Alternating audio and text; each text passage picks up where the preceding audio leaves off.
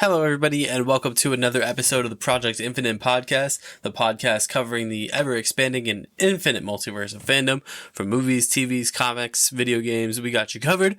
My name is Rob. I'm here with Courtney, and today, Courtney, we're here to discuss a galaxy far, far away. I love Star Trek. Man, he did the thing. But yeah, so we're going to talk a little Star Wars today, which is the first time we've done that in full as like a topic. Yeah, we promised Star Wars, and here we are. Yeah. Bringing you that fresh and hot Star Wars content. Yeah. Basically, what we're going to do is we're going to forecast the future of the Star Wars franchise, which is kind of up in the air right now. It is. Coming off the end of the most popular sci-fi space opera film franchise in history. Right. But the horizons, the sunrise is upon us. It's getting closer. Boba Fett's kind of giving us a little bit of a jolt, and now we're going to get into some more hefty Star Wars content going forward. So we're going to give you guys, like Rob said, a little bit of a preview at some of the fun stuff that they got planned for us, whether it be some games, which, I'm more than excited to talk about, some movies, some new Disney Plus shows, because as of right now, we only have The Mandalorian and Boba Fett. So we got there's a big one coming out of those. So can't wait to talk about that one. But what do we got? We got a little bit of news. Yeah, at you guys. Some news. So we got our first real look at Batgirl in full costume. Accurate. Very accurate. Extremely Looks really good. Yeah, Leslie Grace is going to play the titular role of Batgirl. That's going to be fun. So it looks like this Batgirl is taking place in the DCEU with, I guess it's going to be Ben Affleck's Batman. I believe this movie's coming out before Flash, so I don't know if this is going to change the timeline, what's going to happen, but I know that we're going to have J.K. Simmons as Commissioner Gordon back. We're going to have Leslie Grace as Batgirl. Don't know if we're going to get Ben Affleck. I highly doubt that we're going to get him as Batman in this movie. We're getting Brendan Fraser as Firefly. That's going to be amazing. We're almost to the Brendan Fraser renaissance this year, because he's going to be in Darren Aronofsky's new movie. He's going to be in Martin Scorsese's movie, and he's going to be in a DC movie. Give me all the Brendan Fraser content. This is going to be great. Same. I'm here for it. No, but I think the costume looks good. The look looks good. Mm-hmm. I'm pretty excited to see what this offers up. Me too. Ever since I found out about this and Zolo Maridueña playing Blue Beetle, I've actually kind of been intrigued by this HBO Max side of things, especially after the success of Peacemaker, and we're going to talk about that in a little bit. It has been, they're in this kind of cool nexus where they don't really need to worry about the larger picture, and we kind of always make the argument that DC operates at its best, the DCU further, when everything's solo, and they're kind of just riding high on the characters and building them out, and kind of just getting them on the pantheons where they need to be before they get to the kind of crossover events or these big world-changing crises, if you may. Yeah, I agree. Speaking of that, Peacemaker's first 3 episodes came out on HBO Max. It's real good. Yeah, it is. It's good. It's good stuff. It's raunchy, it's dark, it's crazy, it's off the rails, it's everything you would want from James Gunn. It's a more focused and hyper-realized version, if that makes sense, than the Suicide Squad. It's like a solid expansion. You feel the TV show aesthetic to it, but it's just a really good expansion on what they did in the Suicide Squad. Like I told you before we hopped on, I was watching the Suicide Squad last night, and man, just the way that they kind of craft that just nuts and like absurd world. I just love the opening of the Suicide Squad. They keep that same energy for Peacemaker, but they kind of also give you a little bit more depth and a little bit more heart and sadness, honestly, because he truly is a really lonely and just, messed up individual if you think about it. And you kind of get that fleshed out with his father, just with him being in jail for the last 4 years. There's a lot of great character development right there for him. Yeah, I agree. Like you said, it's James Gunn at his best, perfectly balancing the light and the dark. Right. Knowing when to hit those comedic moments, knowing when to pull back, doing a little bit more character work. I mean, the opening title sequence is arguably one of the greatest opening title sequences in the history of television. It's so dumb and it's bonkers, but I buy it. It works. It works for the tone of there's no question about the tone of the show. And you kind of get that, it's a dash of satire mixed with this kind of truly dark comedy that we're getting, and it's working well. The action is shot pretty well. No complaints there. I mean, John Cena is a revelation almost as Peacemaker. It's a character that rarely probably not a lot of people knew about going into Suicide Squad, and look where we are now. It's probably going to be one of the more popular characters from the entire DCEU. But I feel like that's what you have to do, especially when it comes to the superhero genre. You kind of either do one of two things I found or noticed that are pretty successful when it comes to casting a superhero or a supervillain. You either cast a well-known actor in a minor kind of not a minor role, but a lesser known character, right, or you cast a kind of a more lesser known actor that's kind of on the rise as like a more well-known character. Right. Both of those formulas are usually keys to success. I think of obviously John Cena with Peacemaker. Right. I think of, going back to another James Gunn superhero project, Guardians of the Galaxy. Right. That cast is really a who's who, right, playing unknowns. Right. And then you look at somebody like Thor. Chris Hemsworth wasn't, a household name in 2011, but look at him now. He is one of the most household names you can ask for. Mm-hmm. Yeah, so, John Cena's been incredible. The supporting cast has been equally incredible. They're really good. They are really good. I think that's one of the highlights of the show. It's just him bouncing up. It's him living in this superhero world, but also being so down to earth where it's just normal situations for normal people. I love when shows kind of operate. That's one of the better parts of Hawkeye, in my opinion, is like we're to the point where everything's so normal. Like, I think they reference Batmite in this show, just like an interdimensional character you never think they would use in live action as like a Batman stand. Like, it's the funniest real world way to explain something so absurd. And if you've ever seen John Cena doing the rounds, like press rounds, he brilliantly is great at delivering deadpan kind of things that he plays seriously, but is played for humor. Right. He's brilliant at that in real life, and that only adds to this character. Mm-hmm. He's all the way in. Yeah, he is. He is. I definitely want to see more of those Suicide Squad characters get thrown around the DCEU. And like we said, with Batgirl, with Blue Beetle coming up, with Peacemaker out now, HBO Max has a really good opportunity, because what they're doing that, I don't know if Marvel will do this, the advantage they have is also dropping movies at the same time. That's connected to everything. So they really have a good opportunity to get more movies out with some of these lesser known characters or some of these sidekicks and really kind of prop them up and get them, to the level where the Justice League are, because we don't know what the Justice League is right now, especially since Ben Affleck, I'm almost certain he's done playing Batman after The Flash, and who knows if Henry Cavill will ever come back to play Superman. And we have a new Batman at this point too, so... And an old Batman. Yeah. We're getting all the Batman content this year. Speaking of new things, the CW is apparently still doing things. Yeah, they are still doing things. Which is surprising. Yeah, I thought they were just going to go all in on Superman and Stargirl and kind of build that way, but I guess the Arrowverse, so I'll call that the Arrowverse because I feel like, I know Superman, I guess, takes place on the same Earth. Yeah. Doesn't feel like it, and for the better, in my opinion, because you know how I feel about the newer era of the CW shows, minus Stargirl, but... Yeah, so we're actually going to take John Diggle, one of the cornerstones, I guess, he is. of the Arrowverse. He definitely is. And who's had an intriguing kind of character arc thing going since Arrow ended. We're not quite clear. Is he Green Lantern? Is he not Green Lantern? I don't know.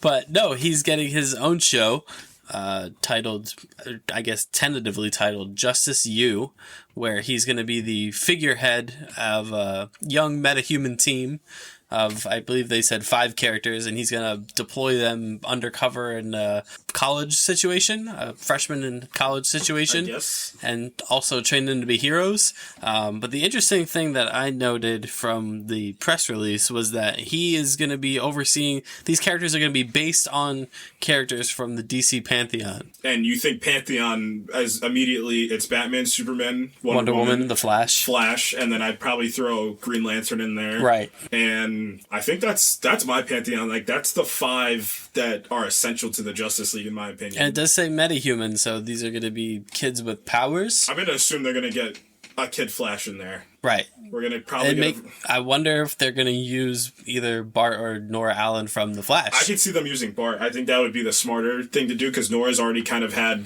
baggage left over from the Flashers, but Bart kind of has, he has really an up and up to him. So. And he fits that, that aesthetic of freshman college kind of vibe. Right.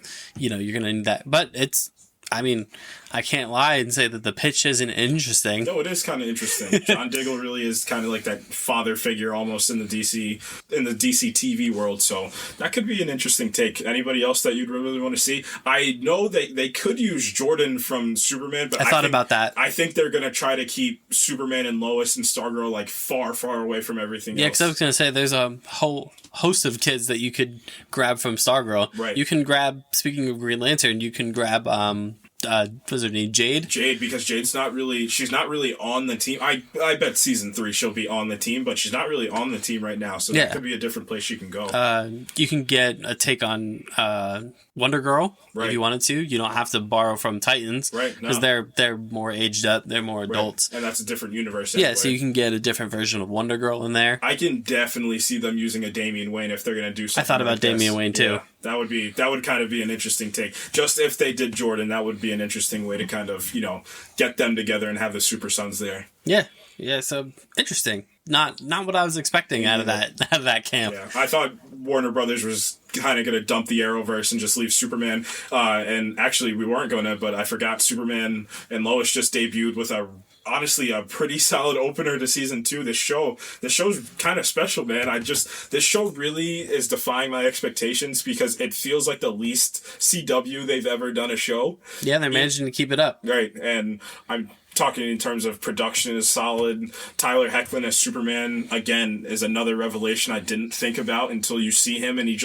fits that kind of 1960s, like, he fits that Superman of, like, I need to save this cat out of the tree, like, I need to save this falling building, like, that's, like, the traditional Superman. He really understands that, and you can tell he's kind of having a lot of fun with this, too. Oh, my God, yeah. And it's just the family dynamic of something we don't really get a lot out of Superman comics, especially classic ones, because newer age you get a lot of Super Son stuff, but before, like, because he really does play that classic Superman, it's really nice to kind of see him with Lois with 2 kids, one of them having powers, and also, even more importantly, maybe the other one not having powers, like him having to teach his kids the, like, sex education, like how to, operate in high school, like the things that, like, it's what makes Clark Kent, not like what makes Superman. It's more important that Clark Kent be the main character of this show. So it's really intriguing, which is funny to say about a Clark Kent centric show.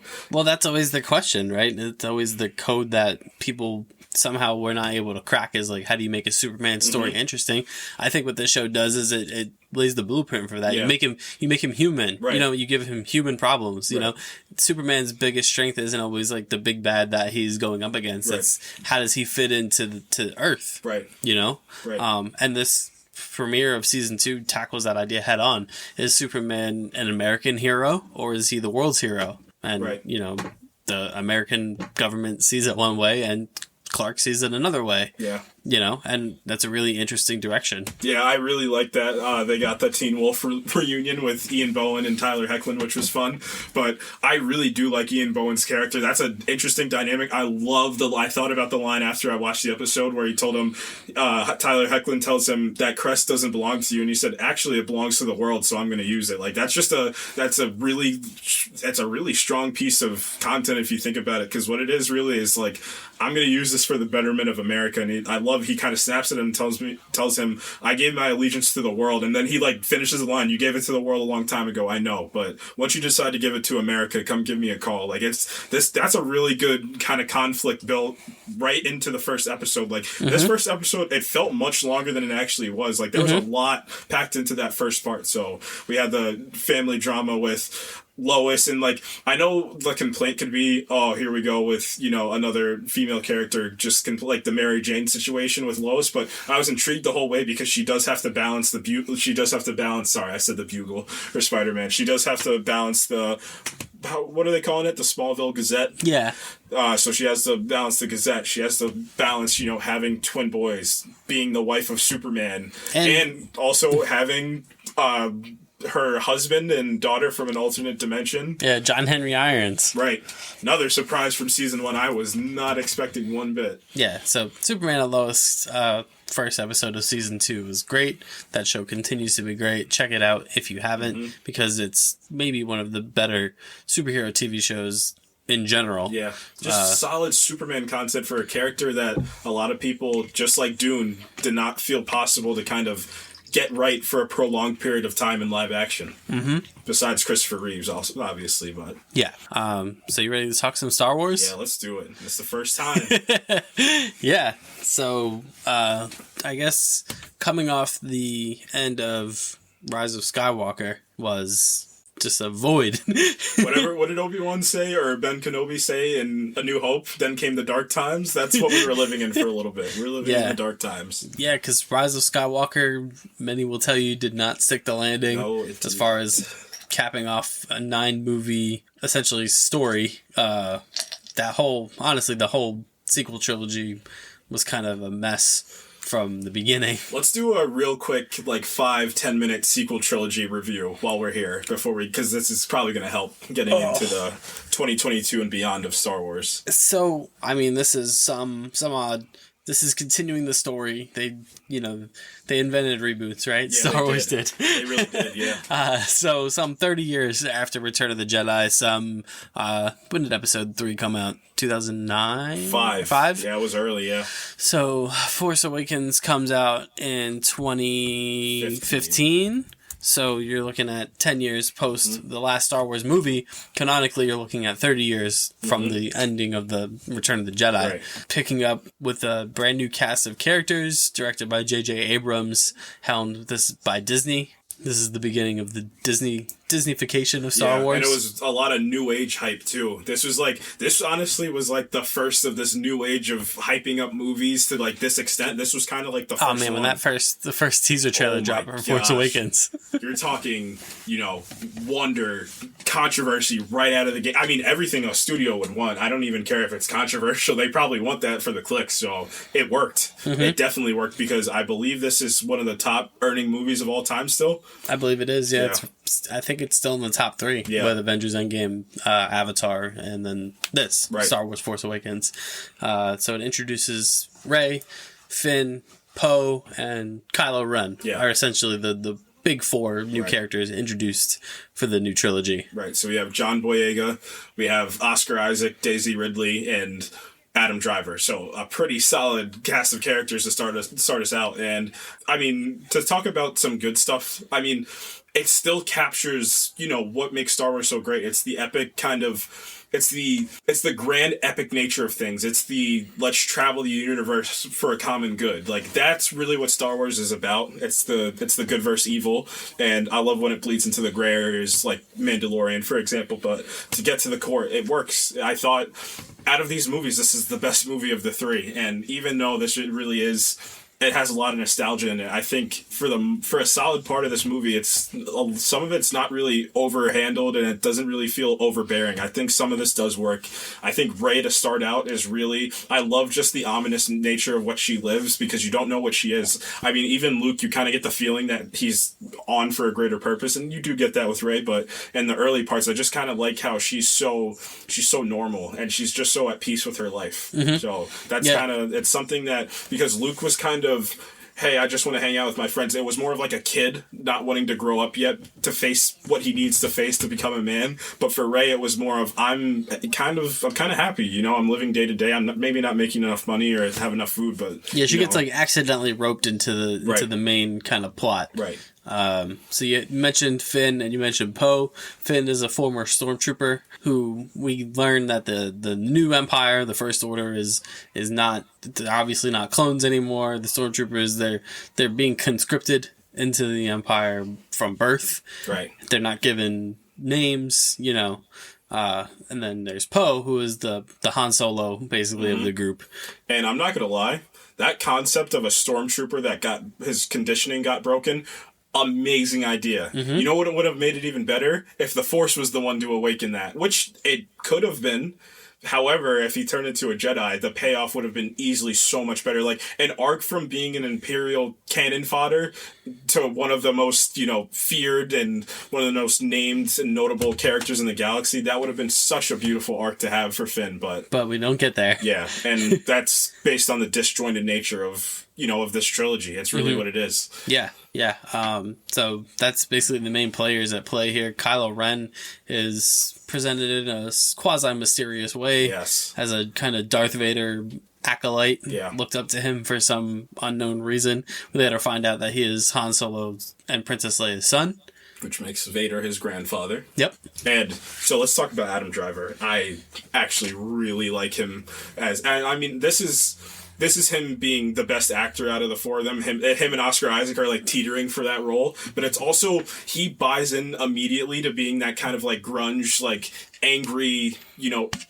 early 20s kid that's just like, yeah, I'm gonna try to take over and be the, you know, the baddest guy in the galaxy I can, and it's great. And like, it's not like, I love how, like I even said, it's sometimes good to do that gray area and that neutral, but he's immediately bad. Like, there's nothing, no saving. And even when you get to The Last Jedi, and I do want to talk about it a little bit, I don't want to take too much time because I want to talk about the future, but there are parts of The Last Jedi I really like, and I think even the scene where you find out what happened and why Kylo Ren kind of split off from the Jedi Order, it's interesting because it makes Luke it makes Luke a little bit more human, if you ask me. He does not... Which people have problems with. Yeah, that's like the number one thing people have problems... I agree with that to an extent, but I don't think that's the issue. People make mistakes, and that was a mistake that he made. I wish they wouldn't have had it happen, you know, in the future, what happens to him happen, but I mean, at the moment, him, you know, maybe he shouldn't have tried to kill him. I think that was a little bit too exaggerated for a Jedi Master, but him maybe taking some precaution and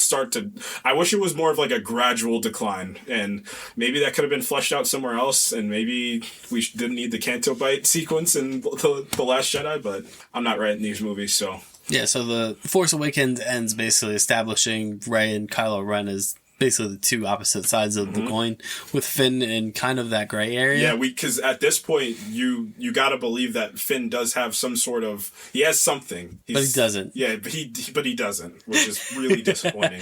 And that's no more apparent than in the follow-up, The Last Jedi, directed by Rian Johnson. Easily one of... It's probably this and the Schneider Cut are the most controversial movies of the last X amount of years. Probably, yeah. So Rian Johnson took J.J. Abrams' story and totally reworked it, basically. Too much? Probably. I don't know why. This is what Marvel does really well. I know what they'll do, and I think if you look at the credits for Infinity War and Endgame, I'm pretty sure like Taika Waititi, James Gunn, they're all executive producers, so they keep the canon right. And I think that was one of the bigger issues. Rian Johnson definitely understood the lore, and you definitely have it. It's one of the biggest theatrical releases when a Star Wars movie comes out. They definitely understood the lore, but what the issue is you try to undo everything that happened, and then you have to give the call to J.J. Abrams to come fix it in The Rise of Skywalker, and he didn't have enough time to. So yeah. I actually quite like Rian Johnson. Knives Out is a really great film. I agree. He's a really good filmmaker. He truly is. And you can feel the filmmaking of why he's so good in this movie. This is probably, this and Rogue One, and I'm a traditionalist, so I've also got to say Empire and A New Hope are probably the best shot Star Wars movies you'll ever find. Like, this is, and some of the better movies shot, period, in terms of sci-fi. So they're just really well framed. Colors are amazing in this movie. Like, it's just a great piece of movie making. The issue is the story in this, and that's just the glaring throughout. And like I said, I'll never forget the marketing for this, because this movie came out in 2019 or 18. I think 17. Yeah, I think it's before that. 17. Yeah. Right. So I'll never forget it. I remember we didn't get a trailer for a while, and I was like, we don't really have a trailer for this movie. And then 2017, yes. And when the marketing started going, it was, hey, why is there no trailer for this movie? And then I remember when the first trailer came out and they were just like, don't spoil anything. And I'm like, oh, wow, what's about to happen? It was super dark. Like, there was a lot of, the tone was really like, you know, kind of somber almost for this. There was a great shot of Kylo Ren kind of sitting in his quarters, just kind of looking at kind of smoke and mirrors. It was great. And then we get the movie and we go on a 2-hour plus chase sequence. The slowest chase sequence in film history. Yeah, there's so much of this movie that just wasn't necessary. No, it's not, yeah. You mentioned the Canto Bite casino side mission with Finn, who has been relegated to this, you know, side character, essentially. He's devalued as a main character. Right. He and Poe both are kind of devalued as main characters. Yeah, and it's sad because what the original, and it's funny, I'm watching a kind of a sizzle reel just to get my, you know, my head space good for, and it's of the Skywalker trilogy, and I'm on Empire right now, and it's funny that you just said that because Han and Leia were just there, and you think about characters that matter to the story at all moments. And you look at Han Solo's arc going from, kind of a scoundrel, a pirate, to, a reluctant guy that's, gonna help the good guys because it's the right thing to do because he does have a conscience, to one of the leaders of the Rebel Alliance. Like, that's how you do a definitive arc. Like, I feel like Poe has no movement in his arc. I was just gonna say that. I was thinking that, yeah. Yeah, he's very by the books. Even Leia is the same way. Leia is a princess. He starts, Poe starts as the best resistance pilot, and he ends as the best resistance pilot. And I know in The Rise of Skywalker they start to talk about, he didn't have a past, but that movie had to move so quickly where it was just thrown under the rug. It didn't really matter. Yeah. So where's Rey at in The Last Jedi? Well, she meets Luke at the end of Force Awakens, and wants to be trained in the ways of the Jedi, and Luke's like, absolutely not. Right. Nope. Let's. And then she does, the Karate Kid, sitting outside the dojo until the master takes her in. Right. And that's eventually what happens. Let's talk about the Jedi in the room. So, the biggest controversy of this entire thing is Luke Skywalker, and the big points that were made is because of this.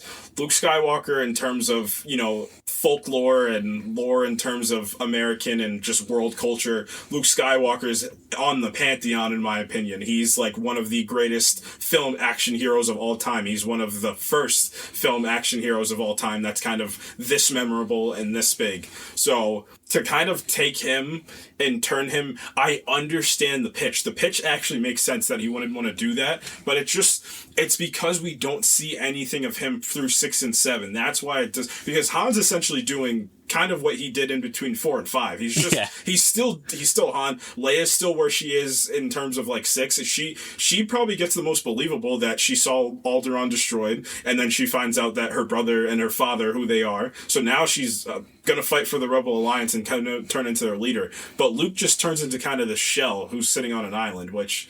For no reason? Yeah, there's a reason, right. but and the reason's pretty big, but we're told it. Yeah, we're not shown it. Right, and we do get the flashback sequence, and again, it's not enough. No, it's not, because it's how, especially in like other Star Wars properties, how much Luke Skywalker, and then the Mandalorian kind of undoes that of how amazing Luke Skywalker could be. Right.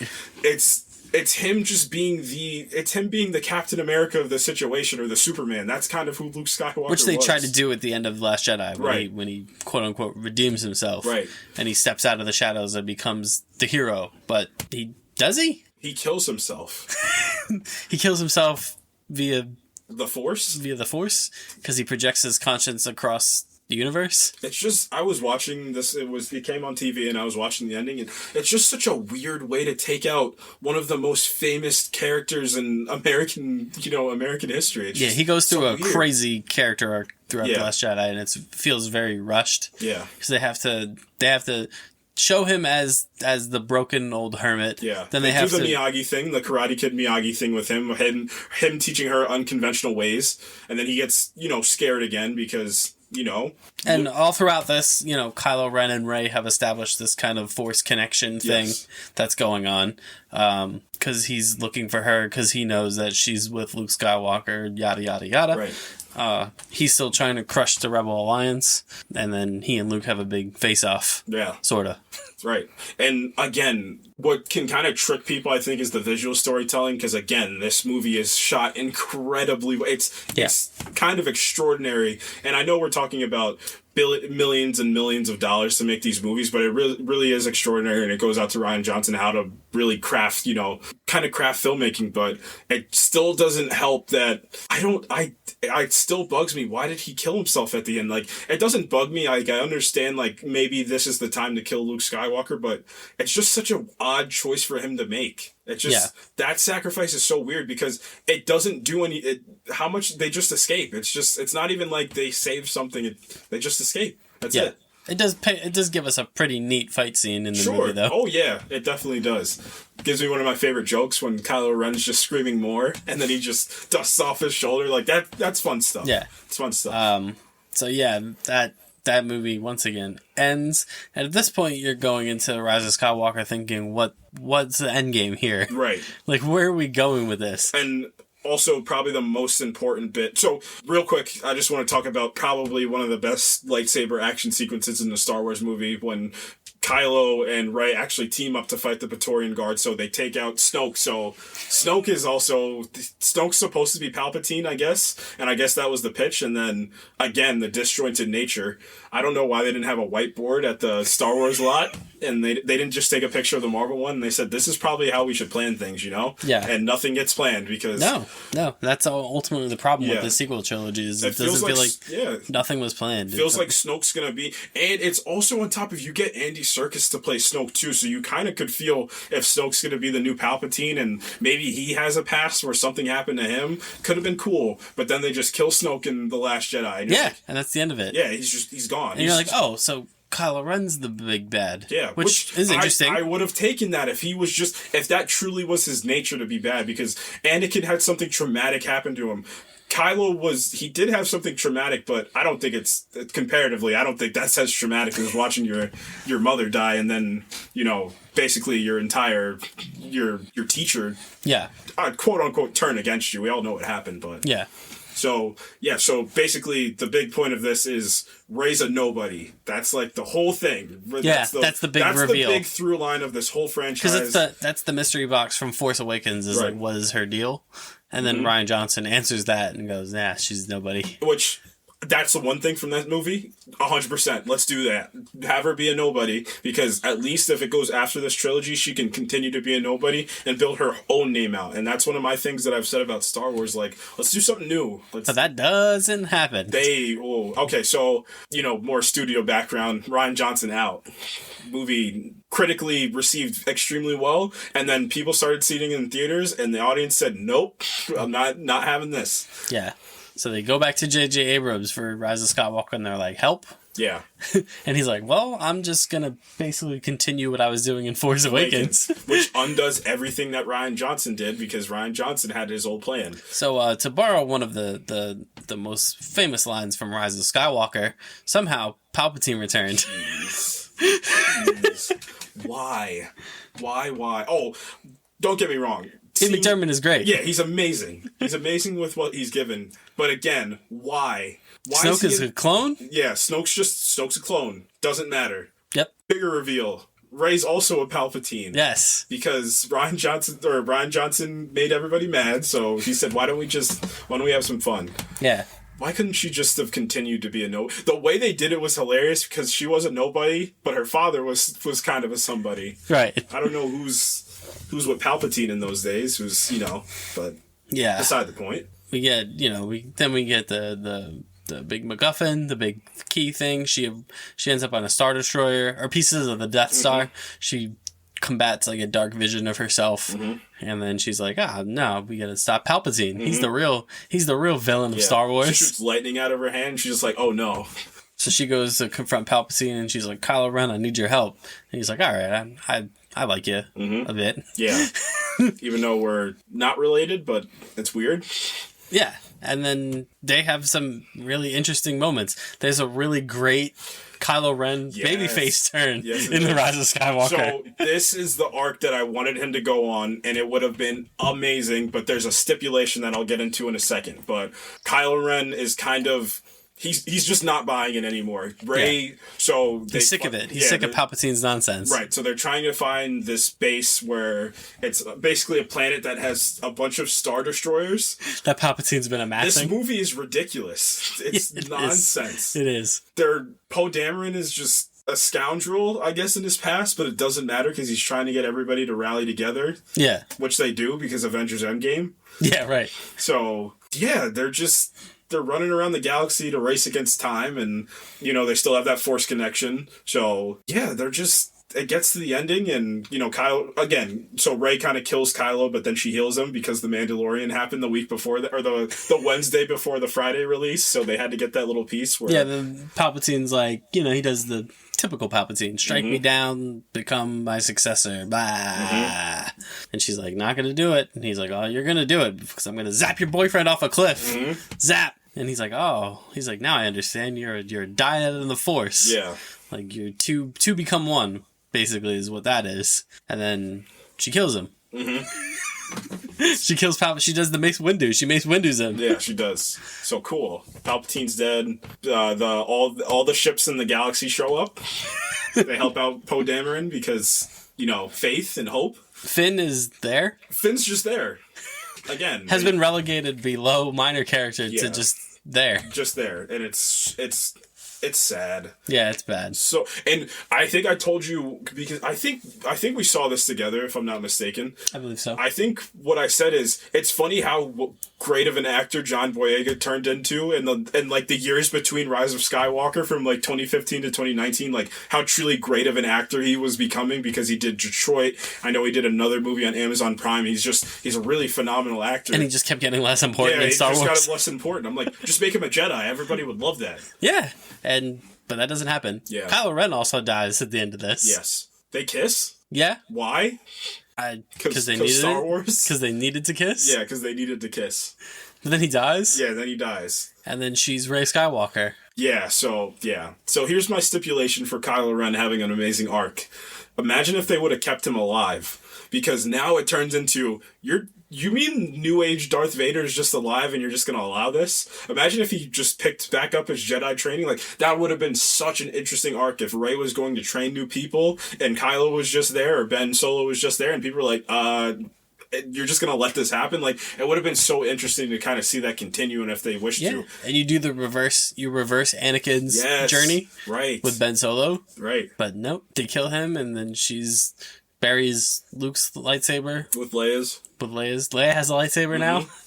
Because she trained, which I believe, trained for a little bit, but then she was just politics, so. Yeah, and she buries those on Tatooine at the moisture farm, and then she's Rey Skywalker. Yeah, she dubs herself a Skywalker because... You can't do that! Yeah.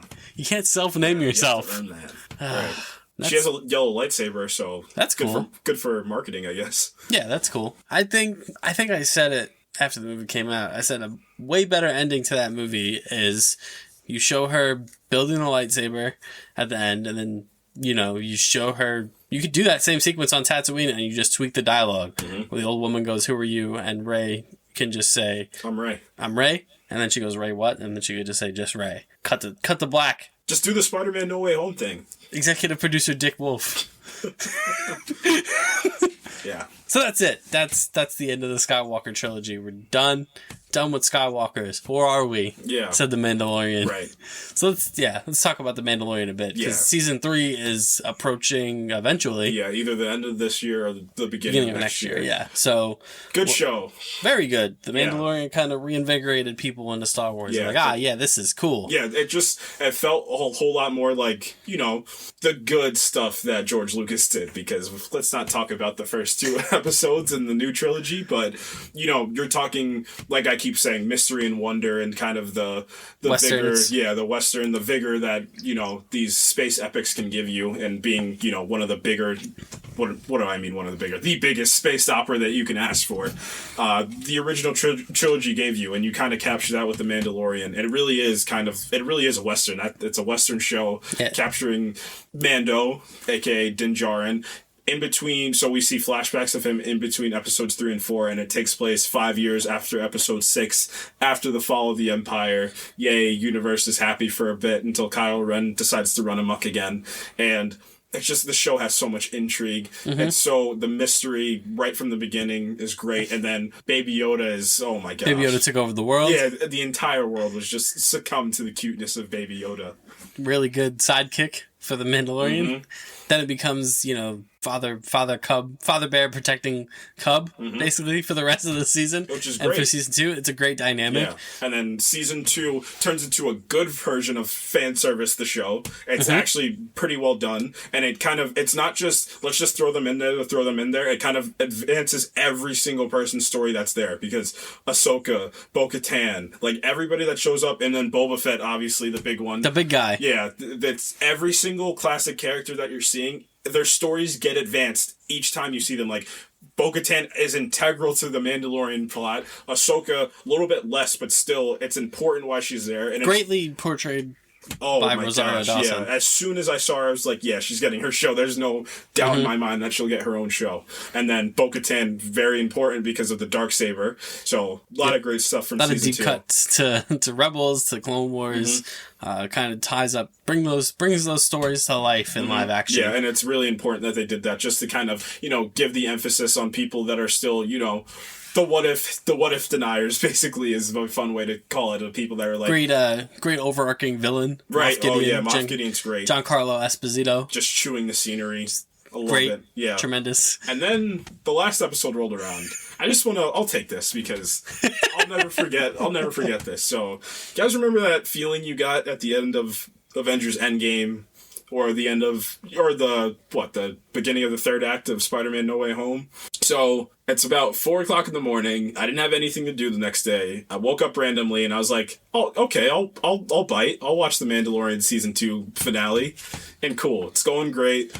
The beginning of the episode's really good, where they kind of, who is it? It's Cara Dune's about to kill one of the pilots. It's just a lot of great tension to begin. Who do you have? You have Bo-Katan. You have, who else do you have? You have Ming-Na Wen as, what's her character name? Fennec Shand. You have Cara Dune, and you have Mando with Grogu. They're kind of, what are they trying to do? They're just trying to get they're trying to rescue Grogu. That's what it was. So, cool. It's going along great. Moff Gideon has the Darksaber, but Din has his Mandalorian armor, so it's kind of, immovable object meets unstoppable force. Great. They get into backs against the wall. What are we going to do? And an X-Wing flies by. And I said, oh my God, they're not going to do it. And then the black robed figure keeps walking. I was like, they're not going to do it. And then he gets closer, and then the green lightsaber appears. I was like, oh yeah, they're gonna do it. And just the genuine euphoria of that moment was one of the greatest, because there was no leak, there's no nothing. So back up a little bit, because they WandaVision this. There's this big kind of journey that Mando and Grogu have to go on, that they need to, Ahsoka Tano basically, because Mando wants to unload this child on Ahsoka Tano, and she's like, no, I got my own show coming. I can't be bothered with your plot. I got my own plot. So she's like, you take him to this place, and he'll tap into the Force, and it'll basically send out a beacon to some other Jedi out there. Really good episode that Robert Rodriguez directed, and that Boba Fett comes back, and he's like, I want my armor. Yeah. And he's like, all right, help me protect this kid for a bit. And Boba Fett's like, yeah, sure, I'm in. I love that armor. Yeah. It's my father's armor. Yeah. My father's me. Don't worry about it. Yeah, it's a long story. But yeah, so they get Grogu to the big platform, and he's tapping into the Force, and you presume that the beacon thing goes off, and then Grogu's kidnapped, and then the WandaVision stuff starts up. The theories were going nuts. They're like, who's the Jedi? Who is he? And guilty for 2 weeks in a row, because I bought into the Reed Richards one for a little bit, and I bought into... And you bought into Reed Richards for this also. Yeah, I did. I thought Reed Richards was just going to show up. No, I thought... So my short list was Ahsoka, you know what was funny? My safe one was Cal Kestis from Fallen Order. That was my safe one, because I said another good way for them to bring a character from a different form of media into the show. That would have been interesting. Played by a TV-ready actor. Played by an actual person. Actual person. Yeah, I still think that Cameron Monaghan is going to play Cal Kestis in live action at some point. I think it's too big of a miss not to have him at some point. And I think that was the point of him actually being an actual actor that did it. Yep. Like a pretty well-known actor as well. But that was my safe pick. My interesting pick was Ahsoka, just because she'd already been in the show. Then there was, who's the other guy from Rebels? Oh yeah, it was I forget his name. Yeah, Ezra was one. That was because of the connection to Ahsoka Tano, and then another one. People thought Mace Windu, because they thought he survived the fall, which I guess I don't know. People are still holding out hope for Mace Windu to come back. Now it's ramping up with this Boba Fett show, because a lot of people think he's coming back. But my absolutely no way pick was Luke Skywalker. There's no way they do Luke Skywalker. And then they did. They pulled it off. They did what the Loki season finale did, but times a billion, because It's like it's Luke Skywalker. Yeah, it's Luke Skywalker. And again, going to like my bigger point of Luke Skywalker being one of the biggest action heroes of all time. Him being in this episode had people crying. Legitimately, fans of this lore crying when he showed up on screen, because we never seen this Luke Skywalker before. We haven't. And that's like not seeing Captain America like in his prime. Like, it's just, or Superman in his prime. Like, we're seeing Superman in the Smallville days. That's kind of what we got for the original trilogy, which was good because it advanced the story really well to him kind of getting there. By the end, he was the prime Jedi, but now it's like he's Jedi Master Luke Skywalker.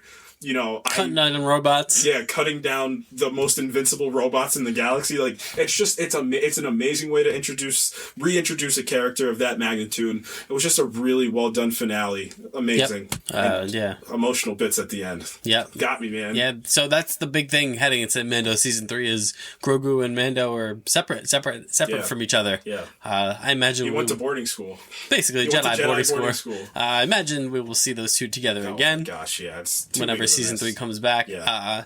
I'm guessing they haven't really said much about season 3. No, they haven't, because the real plot, like the 4 plot, is really the Darksaber. That's kind of the big thing. Yeah, so season 3 is going to dive into some real Mandalore stuff. Yeah, because he does have the right to the Mandalorian throne, and I think he might take a book out of Boba Fett's page and be like, it might be kind of cool if I had my entire planet to myself. Or he's going to take a page out of Jon Snow's book and be like, I don't want it. Mm-hmm. Right, because Bo-Katan, it's funny, now that I think about it, because Bo-Katan's like, you're a cultist because you don't take your helmet off, yet she won't take the Darksaber from him because of that same ideal. Right, that's something I thought of. That's actually pretty funny. That is funny. So yeah, honestly, not much to say about Mandalorian season 3 because we don't know a ton about it. Yeah, and now here's my shameless plug for Star Wars Jedi Fallen Order, because that's another thing that's going to come in the future. So where we're at with that, we have Cal Kestis. It's in between episodes 3 and 4, a really dark tale about the true trauma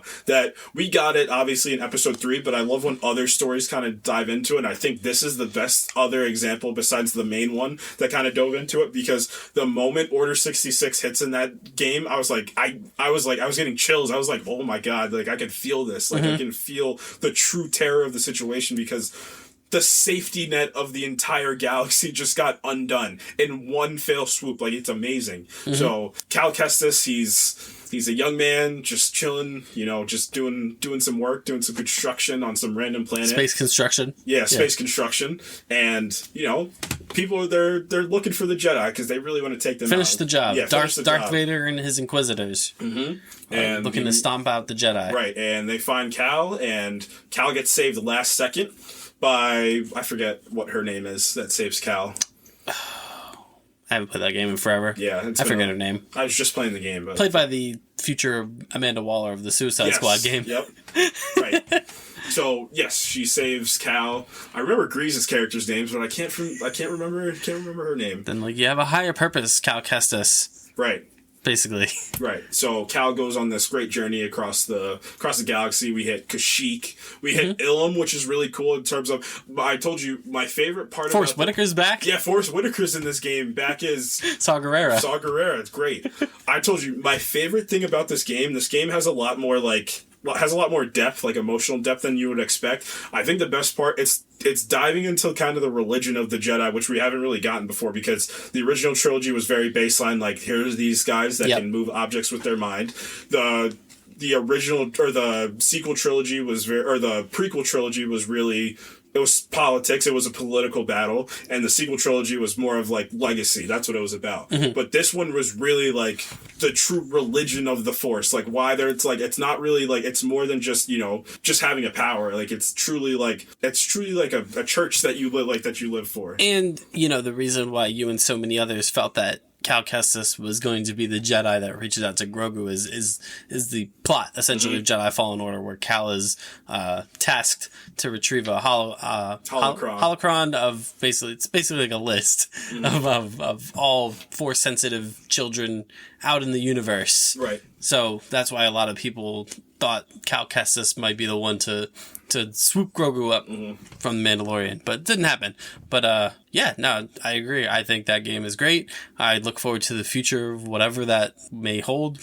Nothing has been formally announced. Seer Jinda, that's her name. I wasn't going to leave without getting her name right. But my favorite part of that game, just quick sidebar, is you get all these powers, you get all these abilities, and you feel real strong, and then Darth Vader shows up. Oh my goodness. And you get mollywopped by Darth Vader. Amazingly kept secret that he's in the game, because it's not like he's just like... It's pretty detached from regular mainline Star Wars stuff. It is. Other than the Order 66 thing. Right.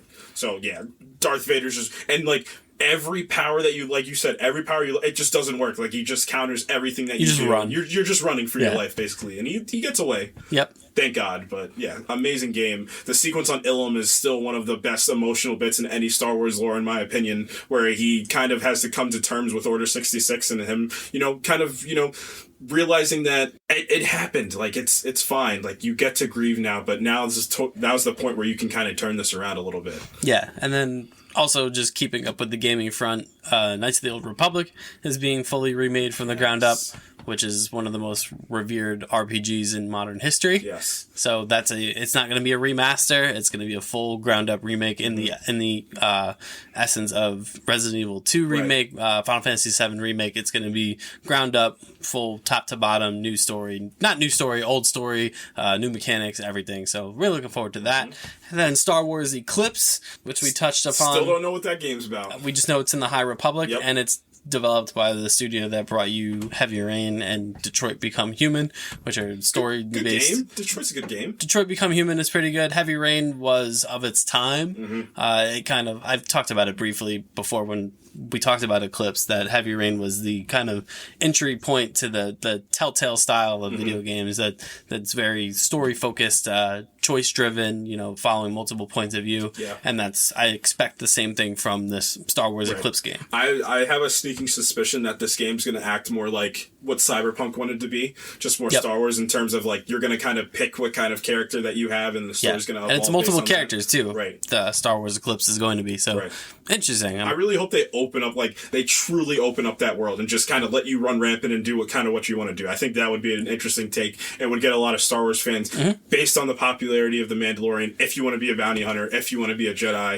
if you want to be a rebel, like, you can kind of pick that. And multiple characters is a great way to do that. You'll likely have a Jedi character. You'll likely have kind of like a crime syndicate kind of character. You'll have a bounty hunter. You'll have a dark side character maybe. So it's an interesting idea. And then back to the TV front. So we have Ahsoka Tano.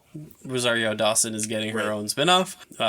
Will likely continue the story from Rebels, in which what's his name? Ezra.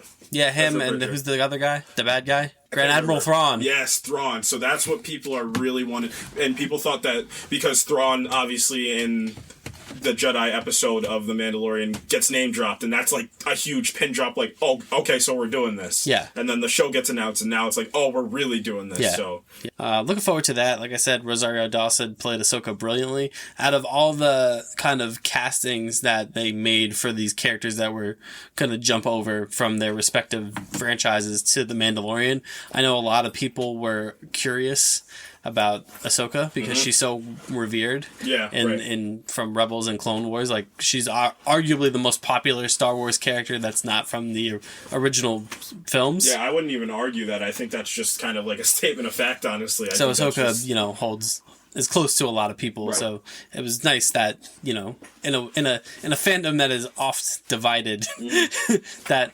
most people, because obviously it's not universal, but most people were on board with the portrayal by Rosario Dawson. Great episode, by the way. That was just a really well done episode. I believe that's Dave Filoni directed it himself. Yeah, he did that himself, and because that's truly his love child is Ahsoka Tano. Yeah, that really is his. So yeah. But so I'm looking forward to the return of Ezra. Looking forward to that story continuing in live action, and it's going to be cool to get a Jedi thing, weirdly enough. Yes, yeah. Because, well, I mean, I've talked about it, I think, enough. But, I think we need a little bit more of that, I think we need a little bit more Jedi. Because, man, when she cracked those white lightsabers open, I was all the way in. Yeah. Just shot incredibly well, that episode was, yeah. Yeah. So we're getting that. We're getting Andor. This is the one that I'm just like, I feel like you guys might have jumped the gun on this a little bit. Yes. Because, I mean, I know Rogue One is popular, but... Yeah, I'll give you this credit, what you said, and it stuck with me ever since. They made Rogue One, and they had Gabriel Luna, right? Is that Gabriel Luna? No, it's not. Gabriel Luna is Ghost Rider.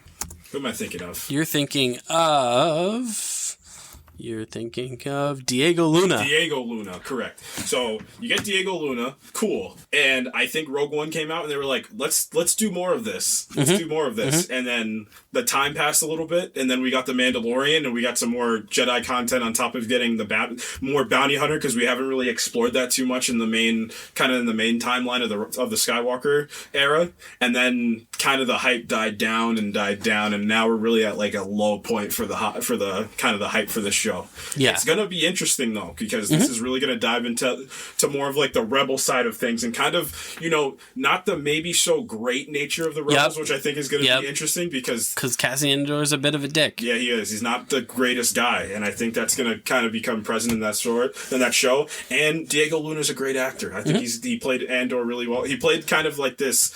I really don't want to help anything. Morally ambiguous. Yeah, I am. I might be shady, but I'm all in on this rebellion, and maybe the rebellion's taking me over a little bit more than I had anticipated as well. Alan Tudyk is coming back to play the show stealer of Rogue One. Yes. K2SO, yes. the sarcastic mouthy droid. I'm here because Cassian said I had to be. So I'm looking forward to it. No, me too.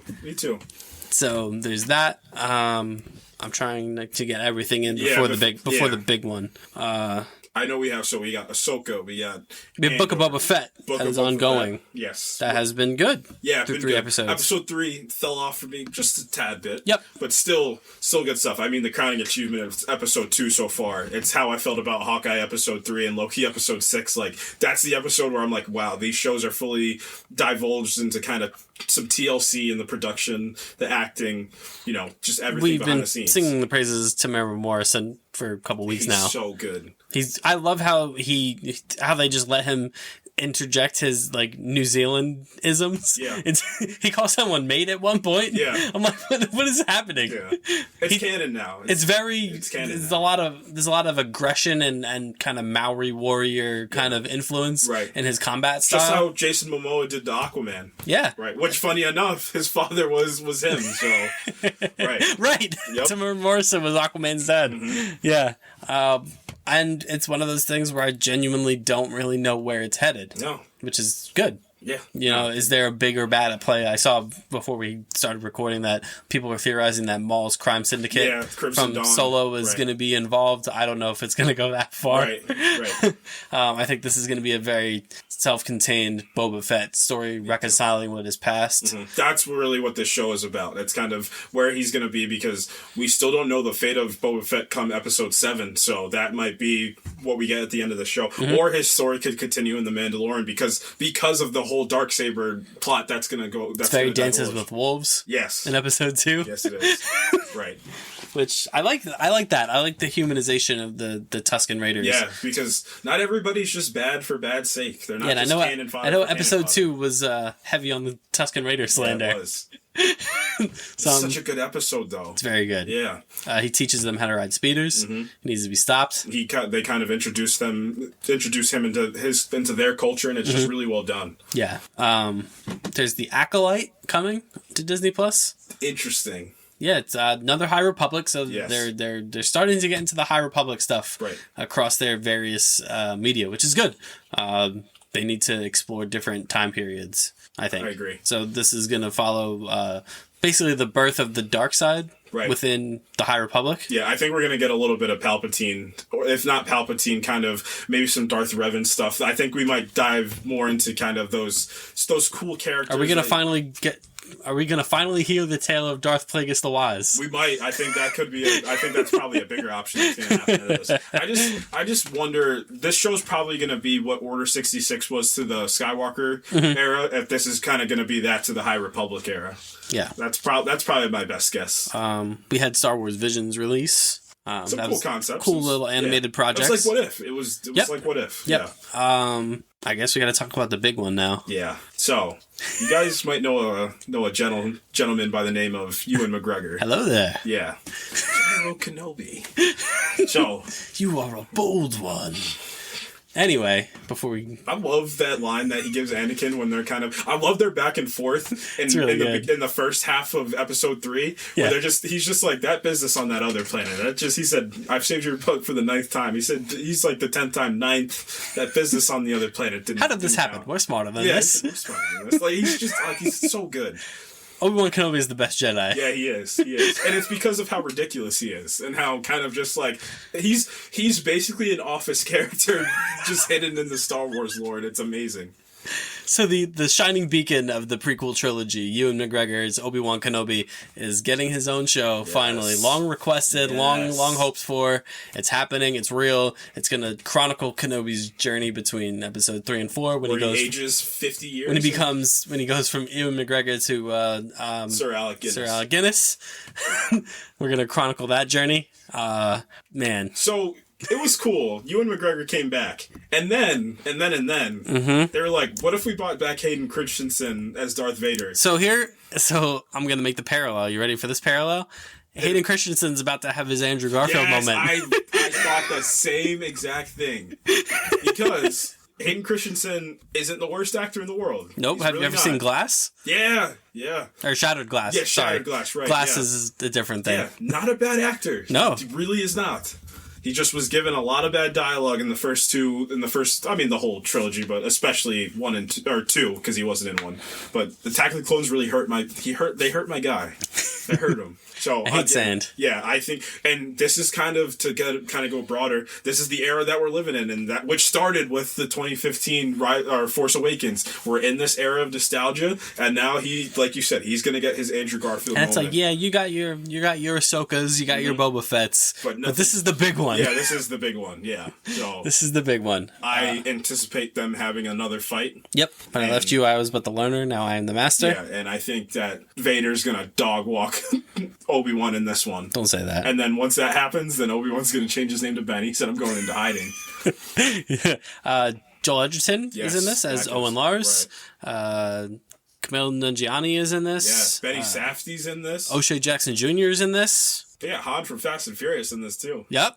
Sung Kang is in this. Yeah. It can't be anything less than good, right? No, 6 episodes. As soon as they said 6 episodes too, I said, yeah. This is the one they know they have to nail. Yeah, they do. They know.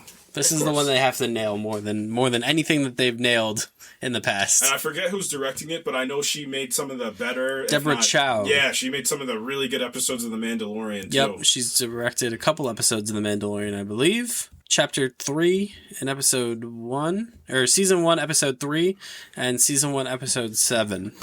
Season 1, episode 3. Let's see what happened in that episode. Yep. Couldn't have been anything but good stuff. Oh, this is when he delivers Grogu back to his client. Oh, yes. On Tatooine. Oh, he said, I would like to see the baby. Yes. And episode 7 was... Was that the... I'll tell you right now. Episode 7 was The Reckoning. That was the penultimate episode of season 1 where they kind of have their backs against the wall. Okay, that's right. That was also a good episode. Oh yeah, because that's when Gideon arrives. Mm-hmm. And he's like, I know you're in there. Right. I'm Giancarlo Esposito. Hello. Yeah. Somehow turned British by you, I guess. revered villainous character actor, Giancarlo Esposito. Who we're going to see back for The Boys as well. I was in Far Cry 6, I was in The Boys. I was in Far Cry 6. I was in Do the Right Thing. Spike Lee. But no, this Kenobi show, man, it's the one. It's the golden goose of the Star Wars universe right now. It's the one everyone's looking forward to. Boba Fett was nice. It's nice seeing our favorite Inspector Gadget-esque bounty hunter buffooning his way through things and life in general. But we need our guy back. Yeah, we need the god. Yeah. Ben Kenobi. Yeah. How does he become Ben? This is his Ben origin story. Yeah, this is what we really came for. We didn't come for Darth Vader versus Obi-Wan 2.0. We came for spice. Oh, and Lando's getting his own show. Oh yeah, with Donald Glover. Yeah, cool. Because we weren't giving Solo another thing. Yeah, after the movie. I do think he might show back up in this show, though. He may. Yeah, he may. Yeah, Maul might show up. What's Maul going to be up to? He was cut in half.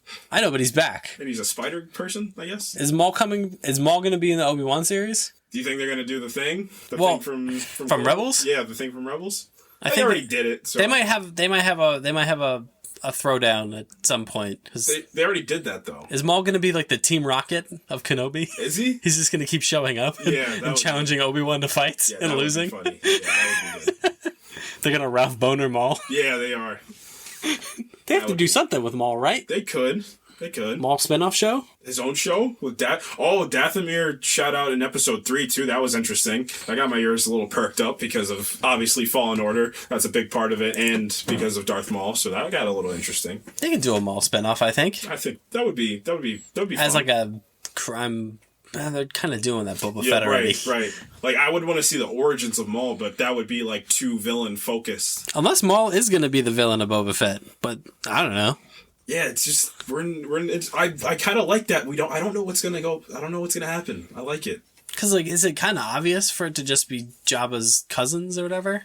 His bumbling cousins, and the Wookiee. Yeah, and the Wookiee, and the other Wookiee that's not named Chewbacca. He's from Expanded Universe, right? He is. Yeah.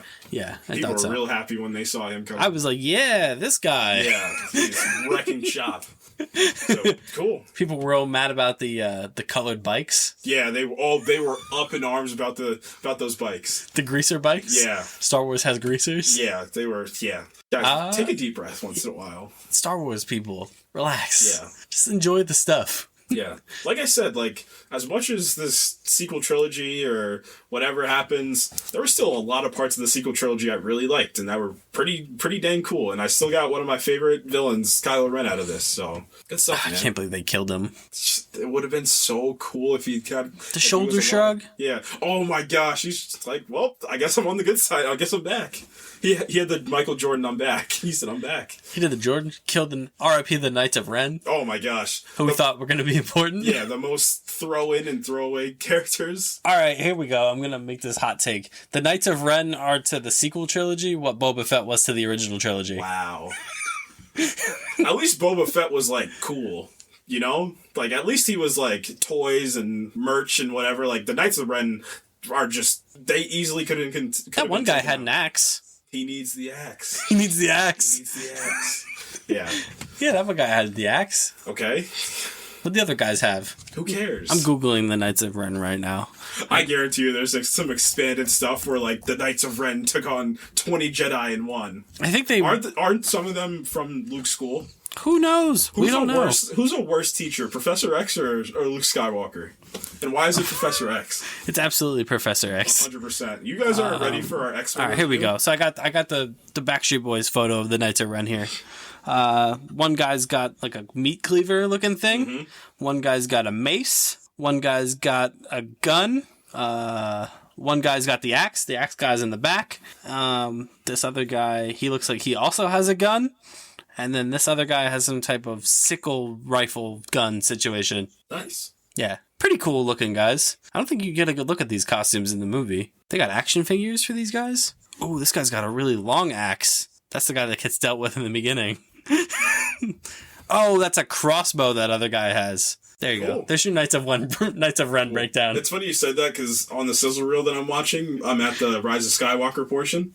So, yeah, good characters to throw away. Thanks, Star Wars. But Star Wars ramping up. Business is booming. Yeah, business is good. Whatever the Vulture said in Homecoming, business is good. Yeah, I agree. I guess that's gonna do it for us. Yeah. Star Wars preview. We'll get to talking about the movies in more depth at some point. Yeah. We gave you guys like kind of like a hyper realized sequel trilogy review, but we've been talking since episode 1 about a prequel trilogy. It's happening. Review. It's 100% happening. It's gonna be pure comedy for about an hour. Just until we talk about episode 3 when we're like, is it good? Yeah, is this actually kind of good? Is this It's in the top 4 of Star Wars movies, and it's not 4? Yeah, because it is in the top 4. Can you give me a real quick ranking, or is that too much to ask for? The movies? Sure. Worst to best or best to worst? Give me worst to best, because that's the way everybody wants it. Clones is the worst. Thank you for that. It's not Phantom Menace. Clones is just a joke of a movie. Clones. Probably Phantom. Mm-hmm. Rise of Skywalker. Mm-hmm. Last Jedi. Force Awakens. Return of the Jedi. Revenge of the Sith. A New Hope. Empire. I like it. Yeah. Did you throw Rogue One in there? I didn't count. I just did the original. Skywalker. If I had to throw Rogue One in, that would probably slide probably in the same area where Force Awakens is. Like that Force Awakens, Return of the Jedi realm. And that probably...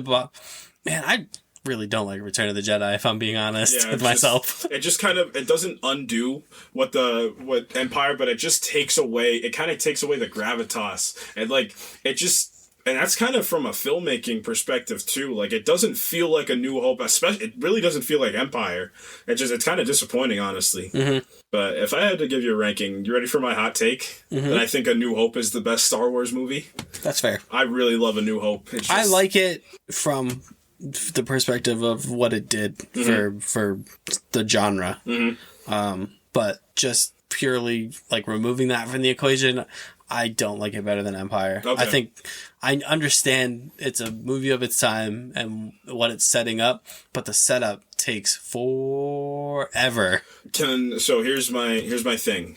I like that because what I really love, I love the hero journey. Like, that's the perfect example of, like, I don't know if I really get encapsulated by the twin suns. Just like the symbolism behind the twin suns, it's like the whole kind of adage that one picture can speak 1,000 words, like, or the old adage of like one step can be the start of like a journey of 1,000,000 miles. Oh yeah, and the other thing that always got me about the New Hope is I'm not totally bought in to Luke as a character yet.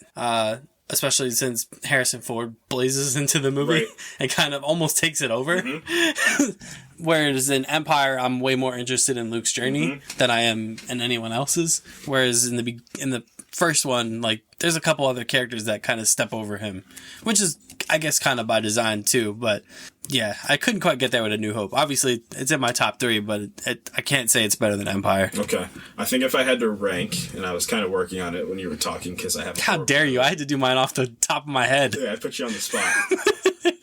Again, I'd put A New Hope is probably my favorite, and I think it's my favorite Star Wars movie because that's how we like to do it here. I think it's better that we do our favorite instead of the best because subjective. In the great words of Caecilius from Doctor Strange, who are we to judge? So I'd have to put A New Hope. I'm going to put Empire. Mm-hmm. I think I might put the 1. I might put Empire, or I might put 3. I might put Revenge of the Sith. That's what I had. Yeah. That's my top 3. A New Hope, Empire, Revenge of the Sith. We just switched. Revenge of the Sith is very good. Yes. So after that, I'd probably... So you did count Rogue One. Yeah, I think I put it not in that 4th spot, but the spot after. I'm not going to lie. I'm probably going to put A Force Awakens 4th. That's fair. Yeah. That's fair. I like A Force Awakens a lot more than most people do, I think. And especially because I think because you like A New Hope the best. Right. And it's funny because I think Force Awakens, it's like what Spider-Man No Way Home did for Homecoming and Far From Home. Kind of it was the reverse for Force Awakens. Like, it makes it worse. Mm-hmm. But I think that's like an unfair comparison because, again, it was multiple people making these movies. Yep. So after that, I'd probably put Rogue One, I think goes after that. Mm-hmm. What else do we got? We have Last Jedi. Rise of Skywalker. I think I'm going to put Last Jedi next. Okay. And it's just because of the filmmaking on it is really, really well done. That's fair. We have, I think I'm probably going to put, Phantom Menace would go after this, I think. You're going to put Phantom Menace above Rise of Skywalker? I really don't like Rise of Skywalker. I really That's don't. Fine. That's fair. I really don't. There are elements of Phantom Menace that I really like. Yeah, me too. I think there's some... Yeah. I take that back. I can't consciously do that and not be respectful. But the Phantom Menace loses points for some racist stereotypes. Yeah, really bad. Really bad. I'm just going to say that flat out. Yeah. Not good. So, Rise of Skywalker. Qui-Gon Jinn, also bad Jedi? Yeah. Well, here's my thing. I've always had this theory about Qui-Gon that he just was like, he got like signed up in like college and he's just like, oh, now I gotta do this.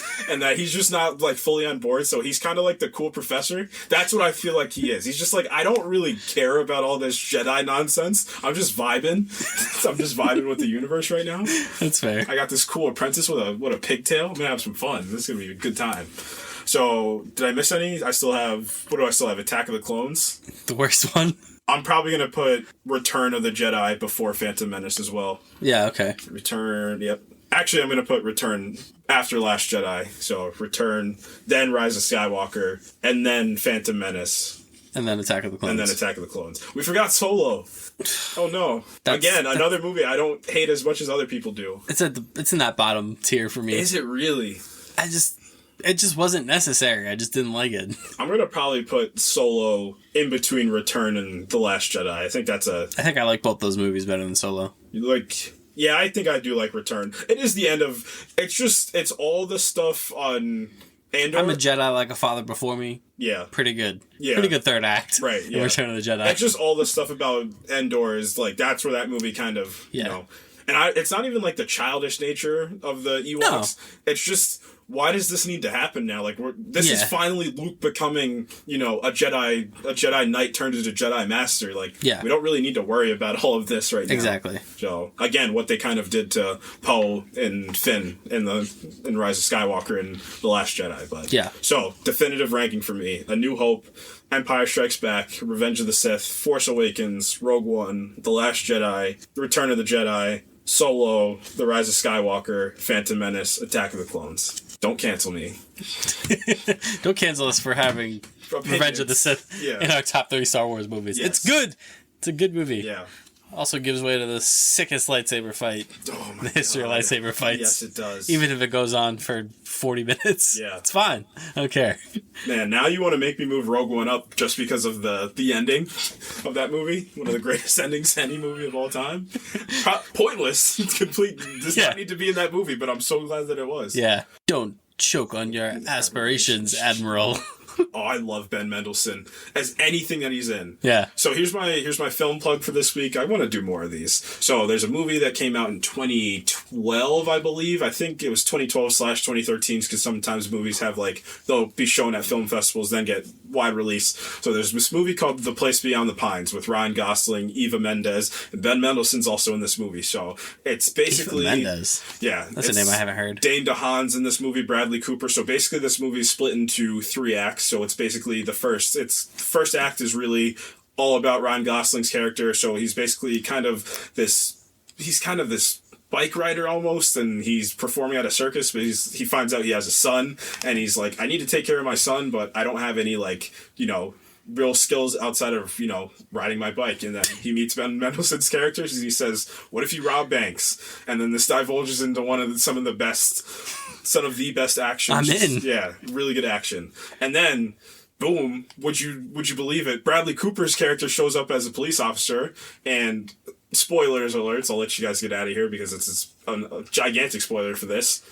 Bradley Cooper kills Ryan Gosling's character. Whoa! Yeah. So, boom, you hit the second act, and it's kind of the fallout of this. This all happens in the first act? This is all in the first act. So whoa! Second act, we get to Bradley Cooper, and, he also has a son, so it's a lot of, poetic mirroring, and it's, the sins of the father, which we'll get into in the third act, but... Again, Bradley he's dealing with all of this. He has his kid. His relationship's not doing too great. And it's all about, becoming famous off of something like this, what it can really do to a person who's just trying to do the right thing. And then you kind of see the fallout for the other side of the coin for Ryan Gosling's family with Eva Mendes and their child. And then you get to the third act, and Dane DeHaan grows up. You find out that Dane DeHaan is Ryan Gosling's son, and that Bradley Cooper's son, his baby that he had the same time, they end up going to the same school. And Dane DeHaan finds out what happens, and he goes. It's a really beautiful movie. It's just Does he kill Bradley Cooper at the end of this? I don't want to spoil that at all. I was gonna say if he does, this is a real Red Dead Redemption situation. Yeah, it is. It really is. But yeah, just a phenomenally made movie. I can't sing the praises of this film enough. It's like, it's in my top 10 favorite movies of all time. Just a lot of great kind of indie filmmaking. It's like a lot of handheld shots, a lot of beautiful frames in this. It's just, I can't speak enough about this movie. It's just like, it's a hidden gem. That's what I love about this movie. It's like a movie that like nobody knows about, but then when people watch it and they get back to me, they're like, oh, that was amazing. Yeah. So that's my film plug for this week. Cool. Why was I talking about that again? You just jumped into it. I think I did. There was a reason why I did, but I can't remember what it was. You just said I have a film plug. Yeah. I can't remember. Okay. Let you go off, man. Go for it. What was I talking about? Why did I get there? Sins of the Father, something Return of the Jedi, maybe? It probably wasn't that, but that's what I'm gonna use. I hope you edit the part before, so it's more seamless where you just get, oh yeah, that's what Star Wars is about. It's the Sins of the Father. So yeah.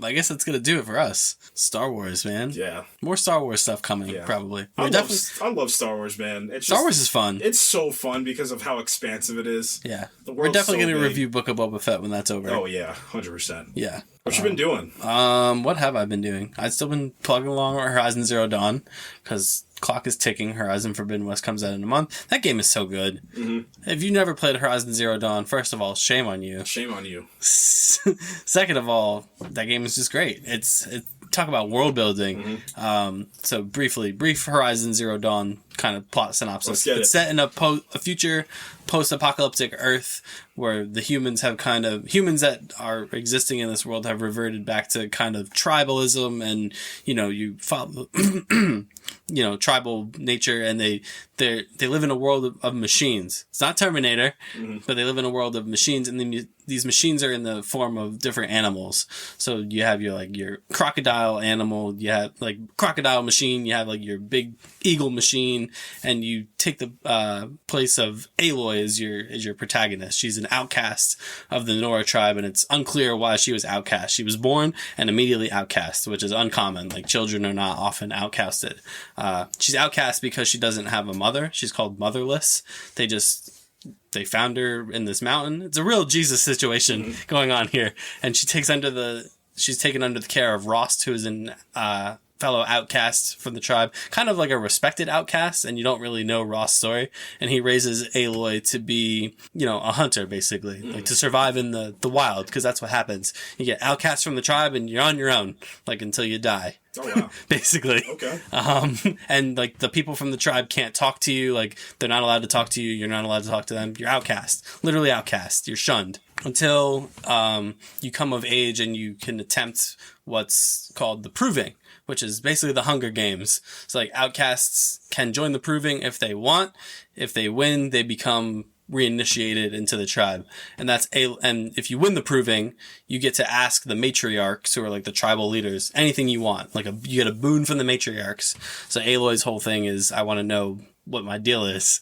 Why was I outcast? And then the story kicks up from there. The Proving is basically the prologue, and then some stuff kicks up, and then you go on a big adventure to uncover the mystery of the machines and why they overtook the Earth and all that stuff. It's super good, super immersive, great combat mechanics. It's very strategic, the way that you have to approach different machines. You have to use different equipment to take them down, harvest parts, craft materials. It's really good. So it's one of the best PlayStation games of all time. So yeah, that's what I've been doing. Nice. Saw Macbeth.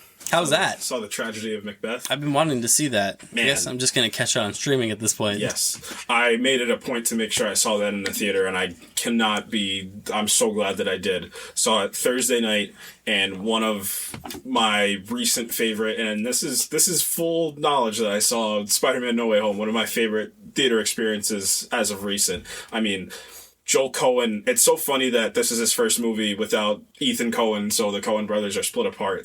But just how great this movie is. It's really this theater experience, and that's kind of allegorical because of, it's Macbeth, so it is a play. Mm-hmm. But how strong their cast is, and it's kind of these titans of industry, just how great of actors. I mean, it's really a showcase of why Denzel is one of the most famed actors in history, and will be of all time, no matter what era that you live in. It's always going to be Denzel Washington is always going to be on the pantheon.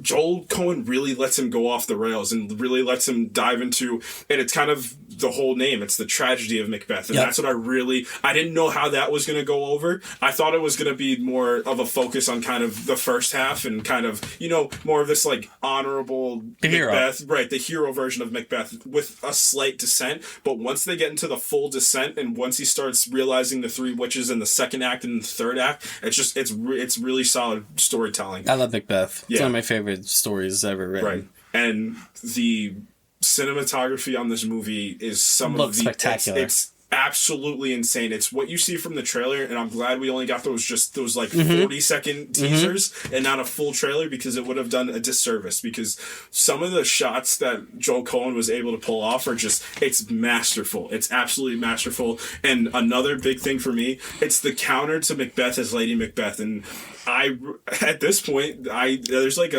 on a single hand, I would rather want than Frances McDormand aside of Denzel Washington. She was absolutely amazing. The Macduff storyline to kind of hit the third act was really well done, especially what happens to Lady Macduff as well. It's really well crafted, and it's a visual masterpiece, this film is. So really well done. Check it out on Apple TV if you get to see it in the theater. Really good. The witches had my skin crawling. That's how good they were. Cool. It's just the way they kind of shot them. It's extremely well done. How like the whole crow situation too. It's just such a mastery of filmmaking and acting too, because that's really what stage acting does. And it's funny that Denzel kind of gets to go home with that as well. So yeah, really amazing film. Definitely check that out if you're really into kind of that Shakespearean forms of storytelling, because it is a big part of storytelling and why we have a lot of, literature that we have today. Yep. Yeah, I definitely want to check it out when I can get a chance. Other than that, you can follow us on Twitter at ProjectINF_pod. You can like us on Facebook, share us from there. You can listen to the podcast on Apple, Spotify, Google Podcasts, Amazon, basically anywhere you listen to a podcast, you can find us. Share it with your friends, share it with your family, share it with strangers. Mm-hmm. You can tell a stranger about us. It's fine. It's not weird at all. It's not weird. Just keep your distance because it's a pandemic. Yeah. Just shout from across the grocery store. Have you guys heard of the Project Infinite podcast? That's great. Go on the PA system in the grocery store and do it. Hijack the PA system. Yes. Go to your local Target and hijack the PA system to promote the podcast. Just make sure you get away with it. Yeah. If you get caught, then we cannot... I'm going to turn into Matt Murdock if you guys get caught. I saw trains are being robbed again. We're doing train heists again. I don't know, trains in California are being robbed. They just watched Boba Fett and got inspired? Is that what happened? What is this, the 1880s? Yeah. If you want that same thrill, just play Red Dead Redemption. You get the same thing. We're doing train heists again? I don't know, weird sidebar. That was so random.